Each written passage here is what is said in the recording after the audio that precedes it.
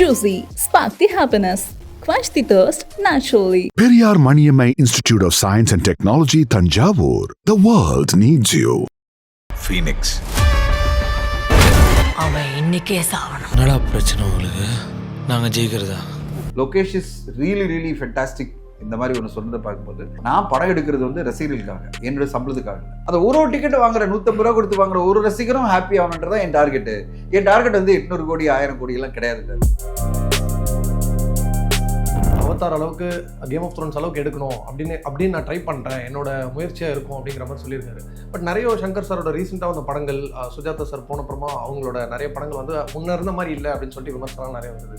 So Velpari என்ன மாதிரி ஒரு படமாக இருக்கும்? சங்கர் சாரோட சாதனைகள் மிக பெருசு தமிழ் சினிமாவுக்கு. நடுவில் 2 படம் தோல்வி அடையுதுன்னா வந்து சுஜாதா சார் இல்லை, அதனால தான் தோல்வி அடைகிற சொல்கிறதெல்லாம் வந்து ரொம்ப தவறுதலான ஒரு புரிதலோட பேசிட்டு இருக்காங்கன்னு நான் நினைக்கிறேன். வேல்பாரி நாவலில் வந்து அவ்வளோ பெரிய பொட்டன்ஷியல் இருக்குது, அவ்வளோ பெரிய கதை இருக்குது, நம்முடைய வாழ்வியல் இருக்குது. இந்த ஒரு கதை இருந்தாலே போகிறோம், அவரால் அழகாக திரைக்கதை பண்ண முடியும். தமிழ் ஹீரோ வேற லாங்குவேஜ் டைரக்டர் அப்படின்னா மட்டும் நம்ம ஊரில் பர்ஃபார்ம் பண்ண மாட்டேங்குது, அந்தந்த ஊரில் ஓடி இருக்கு. ஃபார் எக்ஸாம்பிள் ரீசெண்டாக குபேரா இல்லை, அது எதனால நினைக்கிறீங்க? அவங்களுக்கு ஆடியன்ஸ்க்கு என்னன்னா, இதுனா தமிழ் படம், இதுனா நடக்குது திருப்பதி நடக்குது, அப்புறம் பாம்பேல நடக்குது, இதுனா தமிழ் படம். ரெண்டாவது எல்லாருமே தெலுங்கு ஆளுங்களாம் இருக்காங்க, இதுனா தெலுங்கு படத்தை வந்து நம்மளுக்கு வந்து தமிழ் படம் சொல்லிட்டாங்களே. ஜனநாயகனும் கூலியும் ரீசெண்டாக இப்போ இருக்க படங்களில் அதிகமான விலைக்கு வந்து ஒரு ஓடிடி ரைட்ஸ் வந்து விற்கப்பட்டிருக்கு அப்படின்னு. 1200 crores நம்ம பிஸ்னஸே பண்ணால் அதை மீட் பண்ணலன்னா பெரிய நஷ்டமாயிடுமே. இந்த நம்பர் சொல்கிறவங்க எல்லாருமே எக்ஸாஜரேட் பண்ணி அவங்களுக்கு வந்ததெல்லாம் சொல்லிட்டு இருக்காங்க. நான் கேட்க வருது, கொஞ்சம் பிரேக்கப்பும் கொடுத்துட்டீங்கன்னா நல்லா இருக்கும். அதுவும் கொடுத்துட்டீங்கன்னா நாங்கள் கொடுத்துட்டீங்கன்னா அப்படியே போட்டுருங்க, உங்கள் ஸ்க்ரீன்ஷாட்லேயே போடுங்க, இதெல்லாம் 1500 கோடின்னு. இந்த சேலரின்ற மேட்டர்ல இல்லை, திருப்பி வர்றது நான் என்ன சொல்றேன்னா, ஊடகங்களில் இந்த டிஸ்கஷனை வந்து கண்ட்ரோல் பண்ணணும் அப்படின்னு நினைக்கிறேன். ஏன்னா தேவையில்லாத ஒரு ப்ரெஷரை நீங்கள் நடிகர்கள் மேலேயும் இயக்குனர் மேலேயும் நீங்கள் தான் உருவாக்குறீங்க. இப்போ ரஜினி சாரே உயர்த்ததுக்கு முன்னாடி நீங்களே உயர்த்துறீங்க போல இருக்கு. அவர் வந்து 200 கோடி நினைச்சிட்டு இருப்பாரு, திடீர்னு நீங்கள் பேச சரி 300 கேட்கலாம் போல இருக்கே அப்படின்னு அவர் வந்து கேட்க வச்சிடாதீங்க தான் நான் சொல்கிறேன். Coming to current trending news பார்த்தீங்கன்னா, வேல்பாரி அப்படிங்கிற ஒரு படத்தோட விழா ஒன்று நடந்தது. ஸோ எல்லாருமே பயங்கர ஒரு எதிர்பார்ப்புலேயும் இருக்காங்க. At the same time Shankar sir மேலே ஒரு விமர்சனமும் வருது. அவதார் அளவுக்கு கேம் ஆஃப் த்ரோன்ஸ் அளவுக்கு எடுக்கணும் அப்படின்னு நான் ட்ரை பண்ணுறேன், என்னோட முயற்சியாக இருக்கும் அப்படிங்கிற மாதிரி சொல்லியிருக்காரு. பட் நிறைய சங்கர் சாரோட ரீசெண்டாக வந்த படங்கள், சுஜாதா சார் போனப்புறமா அவங்களோட நிறைய படங்கள் வந்து முன்ன இருந்த மாதிரி இல்லை அப்படின்னு சொல்லிட்டு விமர்சனம் நிறைய வருது.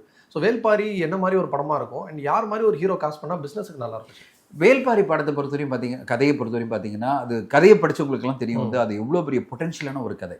இப்போ நீங்கள் வந்து சங்கர் சார் வந்து சுஜாதா சார் இல்லை, இதெல்லாம் வந்து ஜென்ரலாக ஒரு பிராண்டிங். சுஜாதா சார் தொடர்ந்து அவரோட பயணிக்கல. முதல்ல தான் சுஜாதா சார் இருந்தாரா? நீங்கள் வந்து ஜென்டில்மேன் எடுக்கும் போதும் இல்லை, அது பிறகு அவர் எடுத்த படங்களுக்கெல்லாம் சுஜாதா சார் இல்லை. இப்படியெல்லாம் வந்து ஒரு மனிதனை குறை சொல்லணுன்றதுக்கெல்லாம் சொல்லக்கூடாது. அதாவது அவருடைய சாதனைகள் பெருசு, சங்கர் சாருடைய சாதனைகள் மிக பெருசு தமிழ் சினிமாவுக்கு. நடுவில் ஒரு 2 படம் வந்து தோல்வி அடையுதுன்றதுக்காக உடனே சங்கர் சார் இல்லை அதனால தான் தோல்வி அடைகிறார், அப்படி நடுவில் 2 படம் தோல்வி அடையுதுன்னா வந்து சுஜாதா சார் இல்லை அதனால தான் தோல்வி அடைகிறார் சொல்கிறதெல்லாம் வந்து ரொம்ப தவறுதலான ஒரு புரிதலோட பேசிட்டு இருக்காங்கன்னு நான் நினைக்கிறேன். எப்படின்னா, சுஜாதா சார் என்பது ஒரு மிகப்பெரிய கான்ட்ரிபியூஷன் அவருக்கு இருந்திருக்கார் நடுவில் ஒரு 4-5 படங்களுக்கு. அதுக்கு முன்னாடி சங்கர் சார் மிகப்பெரிய சாதனை பண்ணியிருக்காருல்ல, அவரால் கண்டிப்பாக பண்ண முடியும். வேல்பாரி நாவலில் வந்து அவ்வளோ பெரிய பொட்டன்ஷியல் இருக்குது, அவ்வளோ பெரிய கதை இருக்குது, நம்முடைய வாழ்வியல் இருக்குது. 1000 வருஷங்களுக்கு முன்னாடி நடந்த ஒரு வாழ்வியலை வந்து ரொம்ப அற்புதமாக சு வெங்கடேசன் அவர்கள் காமிச்சிருக்காரு. இந்த ஒரு கதை இருந்தாலே போகிறோம், அவரால் அழகாக திரைக்கதை பண்ண முடியும். அவருக்கு ஒருவேளை கேப்பாக இருந்ததே வந்து அருமையான கதையாக இருந்திருக்காங்க. இப்போ வந்து ஒரு கேம் சேஞ்சரோ இல்லை வந்து நீங்கள் வந்து இந்தியன் டூலோ அவருக்கு வந்து ஒரு கதையிலோ திரைக்கதையிலோ ஒரு கான்ட்ரிபியூஷன் இல்லாமல் இருந்திருக்கலாம். இப்போ வந்து அந்த கான்ட்ரிபியூஷன் இந்த வேல்பாரி நாவலே கிடைச்சிருச்சு. இப்போ அதை வச்சு அவரை ஈஸியாக டெவலப் பண்ண முடியாதா இல்லையா? அவரால் ஈஸியாக அதை வந்து மாடிஃபை பண்ணிக்க முடியும். அது எது தேவையோ அதை அழகாக கொண்டு வந்து அவர் ஒரு பிரமாதமான ஒரு படைப்பாக கொண்டு வர முடியும். அவரோட டீமை வச்சுக்கிட்டாலே போகிறோம். அதனால் எனக்கு அதில் வந்து டவுட்டே கிடையாது. ஏன்னா இன்னைக்கு எல்லாருக்கும் இருக்கிற பிரச்சனையே தெரியுமா, மேக்கிங் எல்லாம் அவங்களுக்கு நல்லா வரும். அவங்களுக்குலாம் மேக்கிங் பற்றி சொல்ல வேணுமா? அவர் எப்போ முதல்வன்லாம் அப்போல்லாம் பார்த்தீங்கன்னா, அப்புறம் ஜென்டில்மேன் ஆரம்பிச்சு முதல்வன்லாம் அந்த மேக்கிங்லாம் இன்னைக்கு முதல்வனே பாட்டெல்லாம் எப்போ 30 வருஷம் முன்னாடி அவர் காமிச்சதெல்லாம் வந்து நினச்சி கூட பார்க்க முடியாது. டெக்னாலஜி இல்லாத காலகட்டத்திலே சங்கர் சார் அவ்வளோ பெரிய சாதனைகளை பண்ணியிருக்காரு. அவருக்கு இப்போ டெக்னாலஜி இருக்கும்போது அவருக்கெல்லாம் இதெல்லாம் ஜுஜுபி, இதை கொண்டு வரணும்னு நினைச்சிட்டாரு வச்சிங்களேன், அவ்வளோ பிரமாதமாக கொண்டு வந்துடுவார். இப்போ அவருடைய வழித்தோன்றலான அட்லியே வந்து இவ்வளோ பெரிய டெக்னாலஜிலாம் பண்ணும்போது சங்கர் சார் அவருக்கெல்லாம் முன்னோடி. அவருக்கு எவ்வளோ நாலேஜ் இருக்கும் நினச்சி பாருங்களேன். அவருக்கு அந்த கிரெடிட் கொடுக்கணுமா இல்லையா? அப்போ அவர் எவ்வளோ பிரமாதமாக பிளான் பண்ணுவார். இப்போ வேல்பாரியை எப்படி கொண்டு வரலாம் அவர் பார்த்துருப்பார்ல, பாகுபலி பார்த்துருப்பாரு கண்டிப்பாக. அவர் வந்து பொன்னியின் செல்வன் பார்த்துருப்பாரு. ஏன்னா பொன்னியின் செல்வனில் அவ்வளோ கிராண்டியர் பண்ணலை, கிராண்டாக இருந்தாலும் எல்லாருமே கம்பேர் பண்ணது வந்து ஒரு பாகுபலி அளவுக்கு இல்லை ஆக்ஷன் சீக்வன்ஸ் எல்லாம் அப்படின்னாங்க. அப்போ இவருக்கு கிளியராக தெரியும்ல, அப்போ நான் எந்த அளவு கொடுக்கணும்னா ஒரு பாகுபலியை பீட் பண்ணி பாகுபலி 2 பீட் பண்ணி நான் ஒரு ஆக்ஷன் சீக்வன்ஸோட வேல்பாரி கதையை கொடுக்கணும் அப்படின்னு சங்கர் சார் பிளான் பண்ணுவார்ல. அப்படி பிளான் பண்ணாலே ஒரு பிரமாண்டமான படைப்பு வரும்ல. ஸோ அப்படியே பாசிட்டிவா நினைக்கக்கூடாது. எனக்கு மிகப்பெரிய நம்பிக்கை இருக்கு சங்கர் சார் இதை கரெக்டான ஒரு ஹீரோவோட பிளான் பண்ணிட்டாருன்னா கண்டிப்பா மிக பெருசா வரும். இப்போ யார் நடிச்சா நல்லா இருக்கும் அப்படின்னு வரும்போது பாத்தீங்கன்னா இந்த கதையில வந்து நீங்க வந்து ஒரு 70 வயசு 60 வயசு நீங்க வந்து ரஜினி சார் கமல் சார்லாம் வந்து நினைச்சு கூட பார்க்க முடியாது. ஏன்னா அது வந்து ஒரு இளம் அதாவது ஒரு நாட்டு மன்னனுக்காக அவங்க போராடின ஒரு போராளியினுடைய வாழ்க்கை அது. வேல்பாரி வந்து அவ்வளவு பெருசா ஒரு நாட்டுக்காக போராடி இருக்காரு. அப்படிங்கும் போது நீங்க வந்து கொஞ்சம் வயசுதானவங்களை நீங்க பண்ண முடியாது. ஏன்னா அவங்களால அந்த பாடி லாங்குவேஜ்ல கொண்டு வர முடியாது. அந்த அளவு வந்து நீங்க வந்து உழைப்பு கொடுக்க முடியாது. அவங்களுக்கான லிமிடேஷன்ஸ் இருக்கும்ல. அப்ப யார் இருக்காங்க பாத்தீங்கன்னா நீங்க பார்த்து விஜய் சார் நல்லா இருக்கும். ஆனா விஜய் சார் வந்து இப்போ அரசியல் போயிட்டாரு. அஜித் சார் வந்து கிளியர் கட்டா லிமிடேஷன் வச்சிருக்காரு. நான் வந்து 6 மாசம் தான் நடிக்க போறேன், 6 மாசம் வந்து நான் வந்து ரேசிங்ல இருக்க போறேன்னா இது ஒர்க் அவுட் ஆகாது. இது வந்து ஒரு லாங் டேர்ம் பிளானிங்ல எந்த ஹீரோ அவங்களுடைய பெரிய கமிட்மெண்ட்டை கொடுக்க முடியுமோ அவங்க தான் இந்த கதையை பண்ண முடியும். அப்போ இந்த கதையை நீங்க தமிழ் ஹீரோ மட்டும் பிளான் பண்ணக்கூடாது. இது எப்படி பார்க்கணும்னா வயநாடு கன்னடா ஹீரோ லைக் யஷ் மாதிரி, வயநாடு தெலுங்கு ஹீரோ லைக் பிரபாஸ் நினைச்சு பாருங்களேன். ஏன் நம்ம வந்து தமிழ் ஹீரோ மட்டும் நினைச்சு பார்க்குறோம்? இப்போ தமிழ் ஹீரோன்னு எடுத்துக்கிட்டீங்கன்னா அப்போ லிமிட் ஆகிடுது இல்லை. நான் சொன்ன மாதிரி இவங்கெல்லாம் அப்படி லிஸ்ட்டை டிக் பண்ணிட்டே வந்தீங்கன்னா ஐயோ இவங்கெல்லாம் பண்ண முடியாதுன்னா அப்போ யார் பண்ண முடியும்? சூர்யா சார் இருக்காரு, அடுத்ததாக வந்து சிவகார்த்திகேயன் இருக்காங்க, கார்த்தி சார் இருக்காரு, விக்ரம் சார் இருக்காரு, அடுத்ததாக பார்த்தீங்கன்னா உங்களுக்கு வந்து தனுஷ் அண்ட் சிம்பு இவ்வளோ தான் இருக்காங்க. இந்த அளவு மார்க்கெட்ல பெருசா ஹைப் கிரியேட் ஆகக்கூடிய ஹீரோக்கள் சங்கர் சாரோட சேரும்போது அப்போ இதுல யாரு இந்த அளவு டேட்ஸ் கொடுக்க முடியும் அப்படின்னு பார்க்கும்போது லிமிடேஷன் வந்து நிற்குது. தனுஷ் சாருக்கு நிறைய கமிட்மெண்ட் இருக்கு, சிவகார்த்திகேயன் 4 கமிட்மெண்ட் இருக்கு. இப்போ Suriya sir maybe I can manage it. இப்போ கார்த்தி சார் இன்னும் 4-5 கமிட்மெண்ட் வச்சிருக்காரு. இப்போ எப்போ வந்து இவங்களுக்கெல்லாம் டேட் கிடைக்கும்? இதெல்லாம் ஒரு சிக்கல் இருக்குல்ல. கண்டிப்பா. அப்போ யார் வந்து சங்கர் சார் கேட்கும்போது ஒரு வருஷம் 2 வருஷம் டேட் கொடுக்க ரெடியாக இருக்காங்களோ அவங்களோட பயணிக்கிறதுக்கு அவர் கண்டிப்பாக ட்ரை பண்ணுவார். அது வந்து not necessarily Tamil hero. Okay, it can be a Telugu hero, it can be a Kannada hero. நான் எதுக்காக அதை சொல்கிறேன்னா அட்லி வந்து தமிழ் ஹீரோன்னு வச்சு பிளான் பண்ணல. அல்லு அர்ஜுனோட தான் ப்ரோமோட். அல்லு அர்ஜுன் ஏன் பிளான் பண்ணார்? ஒரு சன் பிக்சர்ஸ் ஏன் வந்து அல்லு அர்ஜுனோட ட்ராவல் பண்ணலாம்னு நினச்சிட்டாங்க? ஒரு pan Indian film, pan India படமாக நம்ம கொண்டு வரும்போது பேன் இண்டியா ஹீரோ கொண்டு போகலாமே. ஏன் வந்து தமிழ் ஹீரோ மட்டும் நம்ம லிமிடேஷன் வச்சுக்கணும் அப்படின்றத இன்னைக்கு இவ்வளோ பெரிய படமாக வந்துட்டு இருக்குல்ல. அது தமிழ் படமாக இருக்குமா தெலுங்கு படமாக இருக்குன்றதெல்லாம் விட்டுருங்க. ஒரு பேன் இண்டியா படமாக இருக்கும், பேன் வேர்ல்டு படமாக இருக்கும். அப்படிப்பட்ட படமாக ஏன் இருக்கக்கூடாது? Right sir. நீங்கள் சொல்கிற மாதிரி இப்போது தமிழ் டைரக்டர் வேற ஒரு இண்டஸ்ட்ரியில் இருக்க ஒரு ஹீரோன்னு வச்சுக்கோங்களேன், அந்த படம் வந்து தமிழை நல்லா பர்ஃபார்ம் பண்ணுது. ஆனால் தமிழ் ஹீரோ வேற லாங்குவேஜ் டைரக்டர் அப்படின்னா மட்டும் நம்ம ஊரில் பர்ஃபார்ம் பண்ண மாட்டேங்குது, அந்தந்த ஊரில் ஓடிடுது. ஃபார் எக்ஸாம்பிள் ரீசெண்டாக குபேரா அது எதனால நினைக்கிறீங்க? இல்லை, அது வந்து நேட்டிவிட்டி பொறுத்து இருக்கு. அது வந்து எப்படி கல்ச்சரலாக அந்த கதை எப்படி ப்ரெசென்ட் பண்ணப்பட்டிருக்கு. இப்போ நீங்கள் ஒரு உதாரணம் எடுத்துங்களேன். நான் வந்து என்னுடைய பல ஆர்டிக்கலில் நான் அதை பற்றி பேசியிருந்தேன், பல இன்டர்வியூவில் பேசியிருந்தேன். ஏன் லக்கி பாஸ்கர் பெருசாக தமிழ்நாட்டில் ஓடிச்சு? கண்டென்ட் சூப்பராக இருந்தது. துல்கர் சல்மான் அது தெலுங்கு படம், கரெக்டுங்களா? என்னன்னா அவங்க தமிழ் படமா இங்க பிரசன்ட் பண்ணல. அவங்க வரும்போதே நாங்க தெலுங்குல எடுத்திருக்கோம், இந்த படத்தை நாங்க டப் செஞ்சு வெளியிடுறோம், உங்களுக்கு பிடிக்கும் நம்புறோம் அப்படின்னாங்க.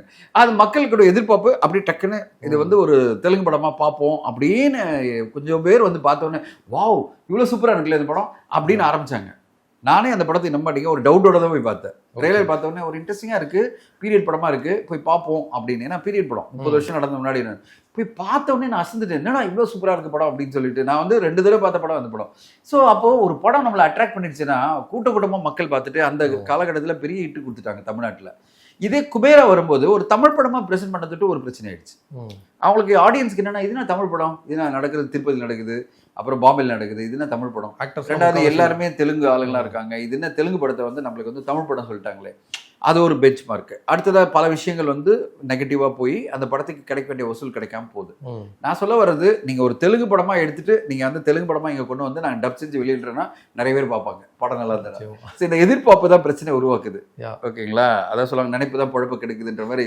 நீங்கள் வந்து பைலுங்கல் அப்படின்ற நினைப்பு தான் பொழப்பு கிடைக்குது. நீங்கள் பைலுங்கெல்லாம் பண்ணல, நான் தமிழ் படம் தான் பண்ணுறேன், சரி தெலுங்கு படம் தான் பண்ணுறேன், நீ வந்து பாருங்கப்பா அப்படின்னு சொன்னீங்கன்னா கண்டிப்பாக தெலுங்கு படமாக பார்க்கும்போது ஒரு பாசிட்டிவாக பார்ப்பாங்க. ஓ தெலுங்கு படம் இப்படி தானே இருக்கும். அப்போ நீங்க எடுக்கும்போது நீங்க டென்ஷன்லாம் எடுக்கலாம். ஒரு தெலுங்கு படமா பிரபாதமா எடுத்துடலாம், எந்த ஒரு காம்ப்ரமைஸும் பண்ண தேவையில்லை.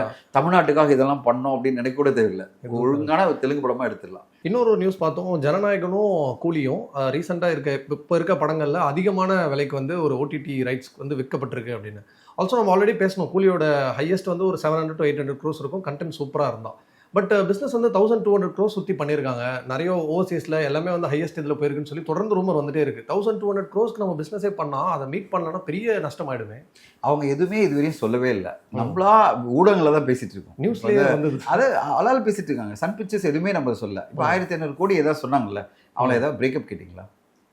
சும்மா அடிச்சு விட்றவங்களே அடிச்சு விடுவாங்களே. நீங்கள் பிரேக்கப் கேட்கணும் எப்பவுமே இல்லை. யாராவது கேஸ்னா சார் ஒரு பிரேக்கப் மட்டும் கொடுங்க சார், ஓகே நம்ம ஒரு எக்ஸல் ஷீட்டில் போட்டுடலாம், எப்படி 1500 கோடி வந்தது அப்படின்னு கேட்டிங்கன்னா கொஞ்சம் ஈஸியாக இருக்கும். பிளண்டரா சொல்கிறது ஓகே. பட் ஒருத்தர் 1000 சொன்னால் இன்னொருத்தர் 1500 சொல்லுது, அப்புறம் 1500 சொல்லுது. அதெல்லாம் ரொம்ப எக்ஸாசரேட் பண்ணுற விஷயமா நான் பார்க்குறேன். இப்போதைக்கு அவங்க என்ன பிஸ்னஸ் பண்ணியிருக்காங்கன்றது அவங்களுக்கு மட்டும் தான் தெரியும். நேற்று வந்து எனக்கு ரொம்ப பிடிச்சது, லோகேஷ் கனகராஜ் வந்து ஹாலிவுட் ரிப்போர்ட்டில் ஒரு இன்டர்வியூவில் சொல்லியிருந்தார். அவர் என்ன சொன்னார், என் படம் என்னை பொறுத்தவரையும் 120 ரூபா 150 ரூபா டிக்கெட் கொடுத்து வாங்குற ரசிகர்களை திருப்திப்படுத்தினா போகிறோம். அவங்கள திருப்திப்படுத்துறது மட்டும்தான் என் கோலு. எனக்கு எவ்வளோ கலெக்ஷன் எடுத்தது கோலே கிடையாது. அதே மாதிரி எவ்வளோ சம்பளம் வாங்குறாங்கன்றது எனக்கும் ப்ரொடியூசருக்கும் இது மட்டும் தான் தெரியும். இது வந்து வெளியாளுங்க வந்து இவ்வளோ தூரம் டிஸ்கஸ் பண்ணணும்னு அவசியமே கிடையாது. ரஜினி சாருக்கு எவ்வளோ சம்பளம் கொடுக்குறாங்க, எனக்கு எவ்வளோ சம்பளம் கொடுக்குறாங்க, ஓவராலாக பட்ஜெட் எவ்வளோ இருக்குன்றது எனக்கும் ப்ரொடியூசர் மட்டும் தெரிஞ்சால் போதும். ஊருக்கெல்லாம் தெரியணும்னு அவசியம் கிடையாது. ரெண்டாவது, இந்த கலெக்ஷனை பற்றி நிறைய பேர் ஒரி பண்ண தேவையில்லை. எவ்வளோ பிஸ்னஸ் ஆயிருக்கு இதை பற்றி யாரும் ஒரி பண்ண தேவையில்லை. என் producer ஹாப்பியானா I am happy.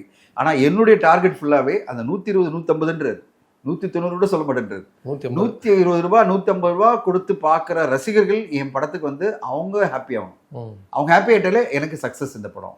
So அவங்கள திருப்திப்படுத்துக்கு தான் நான் படம் எடுத்துட்டு இருக்கேன் அப்படின்னு சொல்கிறாரு. பார்த்தீங்களா, அந்த மெச்சூரிட்டி தான் Lokesh Kanagaraj. Lokesh is really fantastic. இந்த மாதிரி ஒன்று சொன்னதை பார்க்கும்போது அவர் எவ்வளோ கிளியராக இருக்காரு. நான் படம் எடுக்கிறது வந்து ரசிகர்களுக்காக, என்னோட சம்பளத்துக்காக இல்லை, பட்ஜெட்டுக்காக இல்லை. என் ப்ரொடியூசர் வந்து நிறைய லெவலில் பிஸ்னஸ் பண்ணாருன்னா ஐம் ஹாப்பி, எனக்கு சந்தோஷம் தான். ஆனால் அது என்னுடைய டார்கெட்டே கிடையாது. பிரைமரி டார்கெட் என் பிரைமரி டார்கெட் இந்த 120 ரூபா 150 ரூபா கொடுத்து டிக்கெட் வாங்குற ரசிகர்கள் ஹாப்பி ஆகிட்டாங்களே, எனக்கு சக்ஸஸ் தானே. அது ஆட்டோமேட்டிக்காக என் ப்ரொடியூசருக்கும் பெரிய கலெக்ஷன் வரும். பெரிய கலெக்ஷன் வந்து அவர் ஹாப்பியாக போகிறாரு. அதனால் எனக்கு ஒன்றும் பெனிஃபிட் இல்லை, எனக்கு சம்பளம் தான் கிடைக்க போகுது. ஆனால் என் சம்பளம் வந்து அப்படியே சொல்றாரு, லியோ படம் 600 கோடி தாண்டதோடு தான் எனக்கு சம்பளம் வந்து இப்போ 50 கோடி லெவலில் வருது. அப்போ என் படம் ஓவராலாக கலெக்ட் பண்ணால் எனக்கு இன்க்ரீஸ் ஆகும் சேலரி. அதை பற்றி முக்கியம் இல்லை. அது வந்து என்னுடைய டார்கெட்டில். என் டார்கெட் வந்து என் ஆடியன்ஸ் லைக் பண்ணிட்டாங்கன்னா 600 700 கூட மாறலாம், 80 800 கூட மாறலாம். ஆனால் அதை பற்றிலாம் நம்ம பேச வேணாம். அந்த நம்பர்ஸ் எல்லாம் என் டார்கெட்டே கிடையாது. அவங்க கேட்குறாங்க what is your minimum target அப்படின்றாங்க. இப்போ நீ கேட்ட மாதிரி எனக்கு அந்த டார்கெட் இல்லைங்க, இந்த 120 ரூபா வாங்குற டிக்கெட் ஆடியன்ஸாங்க ரசிக்கணும் அப்படின்றது. ஸோ அதை நம்ம அப்ரிஷியேட் பண்ணுவோம். எப்படி லோகேஷ் எவ்வளோ அருமையாக சொல்கிறாருல்ல, எனக்கு அந்த 150 ரூபா தான் டார்கெட் அப்படின்றது. அப்படி பார்த்தா 150 ரூபா டார்கெட்டா என்னடா சொல்றாரு பார்த்தா, அவர் சொல்றாரு அந்த ஒரு டிக்கெட் வாங்குற 150 ரூபா கொடுத்து வாங்குற ஒரு ரசிகரும் ஹாப்பி ஆகணுன்றதா என் டார்கெட்டு. என் டார்கெட் வந்து 800 கோடி 1000 கோடி எல்லாம் கிடையாதுன்றாரு. அவரே அப்படி சொல்லும்போது நம்ம எதுக்கு இதெல்லாம் பேசுறோம். ஸோ என்னுடைய பாயிண்ட் என்னன்னா, இந்த நம்பர்ஸ் சொல்றவங்க எல்லாருமே எக்ஸாசரேட் பண்ணி அவங்களுக்கு வந்ததெல்லாம் சொல்லிட்டு இருக்காங்க. நான் கேட்க வருது, கொஞ்சம் பிரேக்கப்பும் கொடுத்துட்டீங்கன்னா நல்லா இருக்கும். அதுவும் கொடுத்துட்டீங்கன்னா நாங்கள் கொடுத்துட்டீங்கன்னா அப்படியே போட்டுருங்க, உங்க ஸ்கிரீன்ஷாட்லேயே போடுங்க, இதெல்லாம் 1500 கோடின்னு. ஆனால் இன்னைக்கு லெவலில் அதெல்லாம் கிடையாது.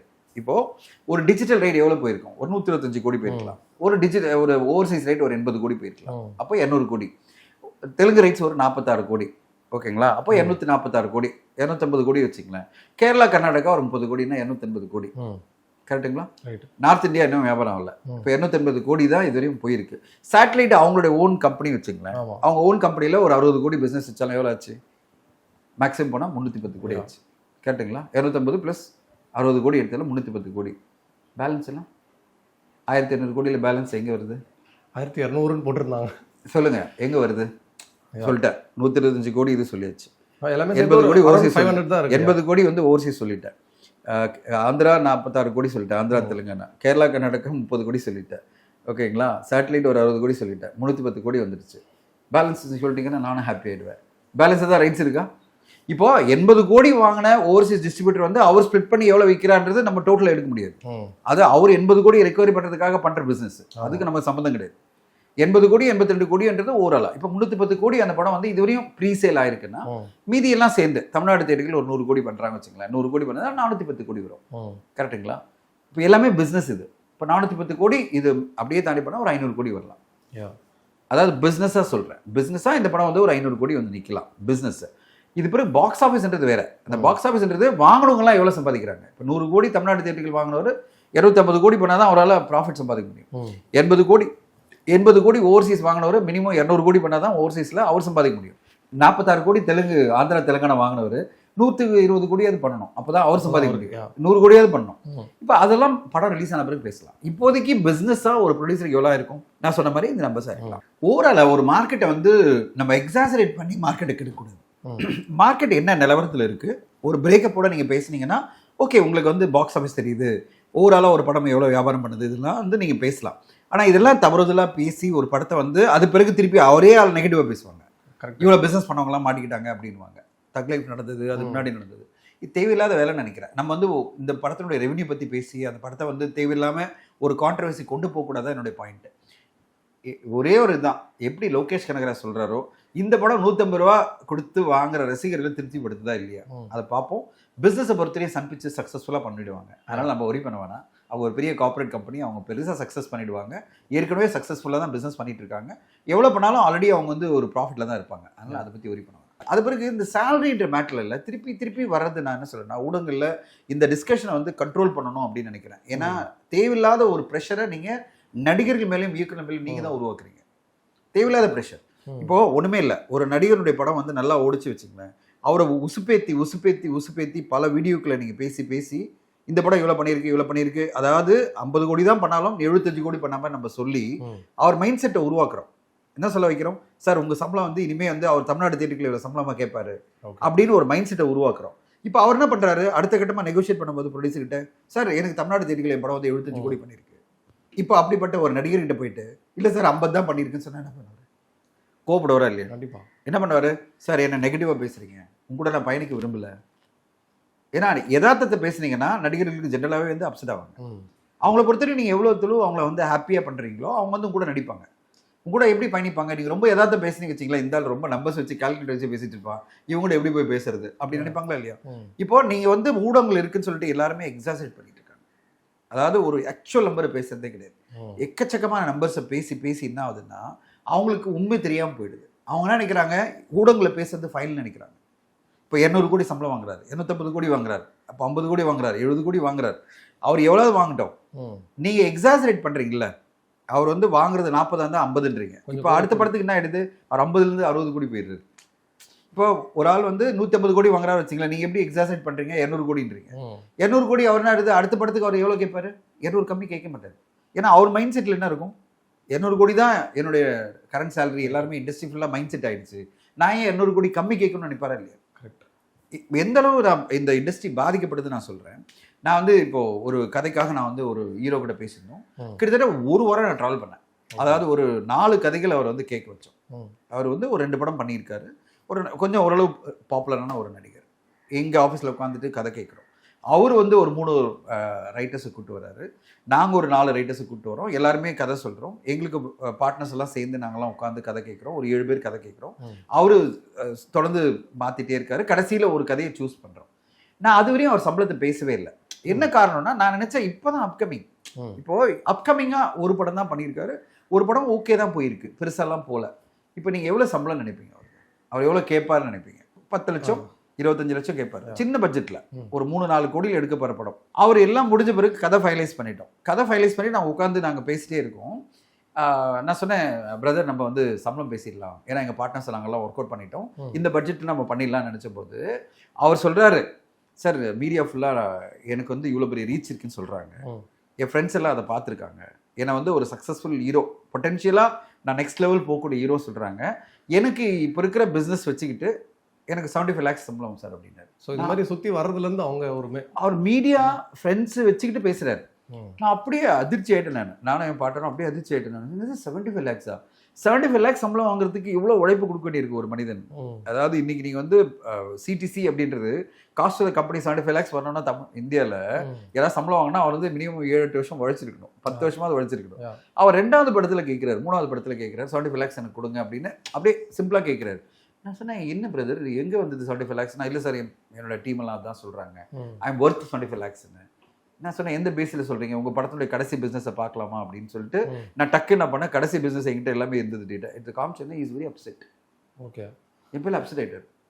எப்படி அப்செட் ஆகிட்டார்னா, என்ன சார் இவ்வளோ பிளண்ட்டாக சொல்கிறீங்க? நான் சொன்னேன், ஃபேக்ட் இதுதானே, உன் படம் இவ்வளோ தான் பிஸ்னஸ் பண்ணியிருக்கு, ஆனால் நீ வந்து ஆனாலும் உனக்கு பொட்டென்ஷியல் இருக்குது, நான் பொட்டன்ஷியலுக்கு தான் உங்கள்கிட்ட கதை சொல்லி நான் உழைக்கிறேன், உங்கள்கிட்ட வந்து கதை போயிட்டு இருக்கேன். ஆனால் நீ கேட்குற சம்பளம் எப்படிப்பா வயபிள் ஆகும் எனக்கு அப்படின்னு நான் சொன்ன உடனே, இல்லை சார் நீங்கள் என்னை குறைச்சி மதிப்பிடுறீங்க அப்படின்னாரு. இல்லை சார் நான் குறைச்சி மதிப்பிடல, ஒன்று பண்ணலாம். எந்த அளவு நான் சொல்லிட்டேன்னா, நம்ம வந்து பிஸ்னஸ் லிங்க் பண்ணிக்கலாம். உன் படம் இவ்வளோ பிஸ்னஸ் ஆச்சுன்னா இவ்வளோ கொடுக்குறேன், பிஸ்னஸ் ஆகலாம் இவ்வளோ கொடுக்குற மினிமம் அப்படின்னா, சார் ஒரு நாள் கழிச்சு வந்து சொல்றாரு, சார் பிஸ்னஸுக்கு எனக்கு சம்மந்தமே கிடையாது, எனக்கு ஃபிக்ஸ்டாக இந்த சம்பளம் கொடுத்துருங்க அப்படின்னாரு. அதாவது நீ எக்கேடாது கிட்டு போ, நீ சம்பாதிக்காம போ, ஒரு தயாரிப்பாளர் ஜெயிக்காம போ, எனக்கு என் சம்பளத்தை கொடுத்துரு, அதாவது ஒரு 10 லட்சம் குறைச்சிக்கிறேன் அப்படின்னாரு, ஒரு 5 லட்சம் குறைச்சிக்கிறேன் அப்படின்னு சொன்னார் மேக்ஸிமம். நான் சொன்னேன், தம்பி உனக்கு எனக்கு வந்து டபுள் த டிஃப்ரென்ஸ் இருக்குது, அதாவது 150-200% டிஃப்ரென்ஸ் இருக்குது, நான் எப்படி பண்ணுறதுன்னு தெரியல, நான் யோசிக்கிறேன்னு சொல்லிட்டு அப்படியே விட்டேன். நானும் வரும் அது பிறகு பேசவே இல்லை. அவர் அப்செட் ஆனது என்னென்னா, நான் நம்பர்ஸ் காமிக்கிறது. ஓகே, நான் எதுக்கு இந்த எக்ஸாம்பிளை சொல்கிறேன்னா, இன்னைக்கு ஒரு அப்கமிங் ஹீரோவே அந்த மீடியாலாம் மிஸ்லீட் பண்ணுது, ஃப்ரெண்ட்ஸ் எல்லாம் மிஸ்லீட் பண்ணுறாங்க இந்த இண்டஸ்ட்ரியில் இருக்கவங்களாம். யாருக்குமே புரியுறது இல்லை இந்த இண்டஸ்ட்ரி எவ்வளோ பெரிய பிரச்சனை இருக்குது அப்படின்னு. இந்த வாரம் நம்ம இப்போ பேசிகிட்டு இருக்கோம், இந்த வாரம் 18ஆம் தேதி பார்த்தீங்கன்னா 11 படங்கள் அனௌன்ஸ் பண்ணியிருக்கோம் ரிலீஸ்க்கு. அடுத்த வாரம் இப்போ வந்து எனக்கு திருப்பூர் சார் ஒரு போஸ்ட் அனுப்பிச்சிருந்தாரு, ஆகஸ்ட் 1ஆம் தேதி வந்து 8 தமிழ் படம் வருது, 25ஆம் தேதி 5 தமிழ் படம் வருது. இத்தனைக்கும் வந்து தலைவன்ற எதிர்பார்ப்பில் இருக்க ஒரு படம் இருக்குது, மாரிசனும் எதிர்பார்ப்பில் இருக்குது, ஆனால் இன்னும் 3 படம் வருது. இப்போ நான் கேட்க வர்றது என்னென்னா, இவ்வளோ படங்களை மக்கள் பார்க்குறதே இல்லை. ஹாலிவுட் படங்களை பார்க்க ரெடியாக இருக்காங்க அவ்வளோ டிக்கெட் ப்ரைஸ் கொடுத்து, ஆனால் தமிழ் படம் வரும்போது ரொம்ப நிறைய டிஸ்கஷன் பண்ணுறாங்க, எங்களை என்டர்டெயின் பண்ணல, தியேட்டருக்கு எக்ஸ்பீரியன்ஸ் கிடைக்கல அப்படின்னு சொல்லிட்டு ரொம்ப பெருசாக கலெக்ஷன் கொடுக்க மாட்டேங்கிறாங்க. இவ்வளோ சிக்கல் நடுவில் தமிழ் சினிமா இருக்கும்போது சம்பளங்கள் மட்டும் இவ்வளோ பெருசாக கூடி போகிறதுக்கான ஒரே காரணம், நான் ப்ளேம் பண்ணல, மீடியா வந்து திருப்பி சம்பளங்களை பேசுகிறேன். மீடியாக்கள் சம்பளங்களை பேசாமல் படைப்புகளை பற்றி பேசணும், படைப்புகளோட வெற்றிகளை பற்றி பேசணும். ஏன் படைப்புகள் இன்னும் பெரிய அளவில் வெற்றி அடையல, அதுக்கு நம்ம எப்படி பண்ணலாம், என்னென்ன விஷயங்கள் பண்ணி ஆடியன்ஸ் உள்ள தியேட்டர் கொண்டு வரலாம், இதெல்லாம் பேசினா நல்லா இருக்கும் தான் என்னுடைய கருத்து. நான் எவ்வளோ லெங்க்தாக பேசுறதுக்கான ஒரே காரணம், மீடியா யூஸ் பண்ணுங்க, சம்பளங்களை பற்றி இப்போ ரொம்ப டிபேட் பண்ணி கம்பேரிசன் பண்ண வேணாம். அவங்களே யோசிக்கிறதுக்கு முன்னாடி நம்ம சம்பளத்தை உயர்த்த வேணாம்னு நான் நினைக்கிறேன். இப்போ ரஜினி சாரே உயர்த்ததுக்கு முன்னாடி நீங்களே உயர்த்துறீங்க போல இருக்கு. பேசி அவர் வந்து 200 கோடி நினைச்சிட்டு இருப்பாரு, திடீர்னு நீங்க பேச சரி 300 கேட்கலாம் போல இருக்கு அப்படின்னு அவர் வந்து கேட்க வச்சிடாதீங்க தான் நான் சொல்றேன். ரஜினி சார்னு சொல்ல, எந்த நடிகராக இருந்தாலும் நீங்களே உசுப்பேத்தி அவங்க ஸ்பாயில் பண்ணாதீங்க தான் என்னுடைய பாயிண்ட்.